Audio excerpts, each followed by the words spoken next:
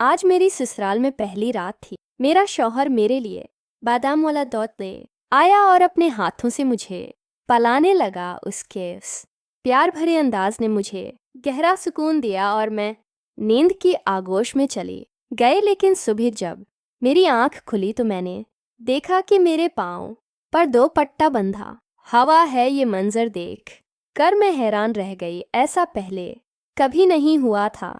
मैं सोच ही रही थी कि दानियाल कमरे में दाखिल हुए। उन्होंने दोपटे की तरफ देखकर पूछा, ये क्यों बंधा है, क्या पाँव में तकलीफ है? मैंने जवाब दिया, मुझे खुद नहीं पता ये कैसे बंध गया। उन्होंने कहा, शायद नींद मैं ही बांध लिया हो। मैं खामोश हो गई क्योंकि ऐसा हो सकता था।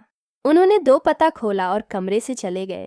तब मेरी नज़र दरवाजे पर पड़ी। फैसल वहां खड़ा मुझे घोड़ रहा था, लेकिन जैसे ही मेरी नज़रें उससे मिलीं वो भाग गया। इसकी अजीब सी नज़रों ने मुझे परेशान कर दिया। अचानक मुझे मासी की याद आई, जो चम्मच से मेरे जख्मों से खेला करती थी। मेरे दुखों का आगाज उस दिन हुआ जब मैं माँ बनने वाली थी। मैंने अपनी माँ से इल्तिजा कि खुदा के लिए मुझे मेरे बच्चे की एक झलक दिखा दो। माँ ने दुआ दी, लेकिन जब मेरी आंख खिली तो उन्होंने बताया, तेरा बच्चा मरा हुआ पैदा हुआ था। मैं चलवाई, ये झूठ है, तुमने मेरे बच्चे के साथ कुछ किया है।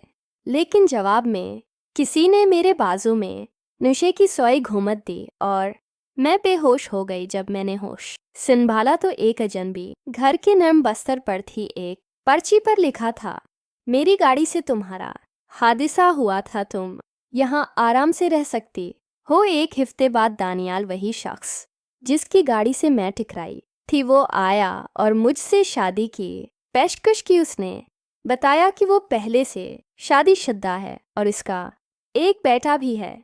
मैंने भी अपना राज खोल दिया।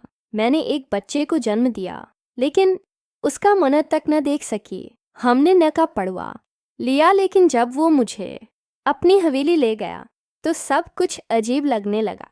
इसका बेटा फैसल मुझसे दौड़ भागता था। रातों को मेरे पाँव पर दो पट्टा बंधा मिलता है और कभी कभी रोने की आवाज़ें सुनाई देती। दानियाल कहता कि यह रूहों का काम है। एक दिन फैसल ने मुझे हकीकत बताई। दानियाल ने मेरे बाप को जायदाद के लिए मारा था। वो औरतों को बेटे के लिए लाता है और अगर बेटा नहीं होता तो वो गायब हो जाती है। दौलत मैं नाशाह मिला होता है और दोपटा इसलिए बांधा जाता है कि तुम भाग न सको। मैंने उस पर यकीन न किया, लेकिन एक रात मैंने छपके से देखा दानियाल तहखाने में 3 औरतों को कैद रखे हुए था। मैंने चालाकी से पुलिस को बुलाया और दानियाल गिरफ्तार हो गया। अब मैं आज़ाद थी। फैसल ने मुझ से शादी की पेशकश की, लेकिन मैंने इनकार कर दिया। सवाल ये है, क्या मेरा फैसला दरअसल था? क्या मुझे फैसल से